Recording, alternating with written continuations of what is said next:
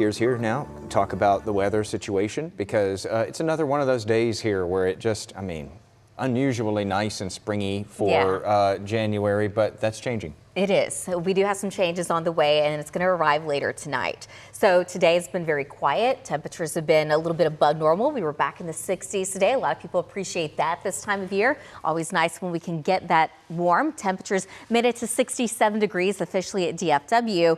The normal high this time of year is 56, and the record today is 78. And we were rain-free at DFW, but parts of North Texas have seen a little bit of light rain today.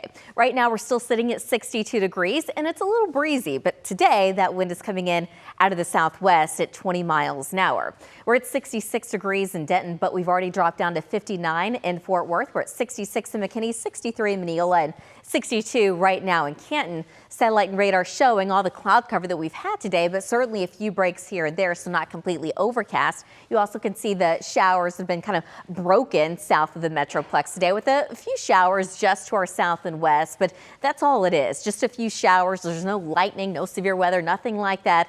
This light rain continues to move off to the north and west, but it looks like here over the past 5 minutes or so, the coverage has increased a little bit, but it also looks like it wants to fall apart. So I don't expect it to last very long. Tonight, though, a cold front will be moving in. It still looks like this cold front's going to arrive through DFW at around 4 o'clock in the morning. And notice the latest data tries to bring in maybe some light rain to the north and east.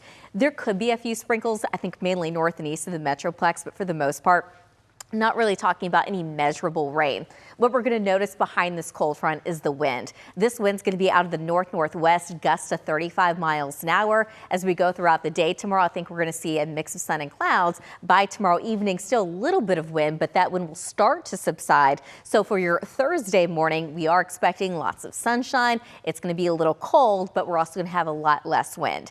Tomorrow during the day, though, it's going to be pretty blustery. We could see those gusts as high as around 35 miles an hour. Some of the latest data brings in a 36-mile-an-hour wind gust, but notice later in the evening, those gusts do die down at least a little bit. Temperature-wise, even though we do have some cold fronts in the forecast this week, I don't see any big temperature swings with these cold fronts. So the first one's coming in tonight, but we're only dropping to 60 degrees. Now that's going to be a 7-degree difference, but it's also still 4 degrees warmer than normal. On Thursday, we're in the upper 50s. A cold front comes in Thursday night, but temperatures actually go up. So these cold fronts are pretty insignificant. Again, some more ups and downs later in the week, but nothing too extreme.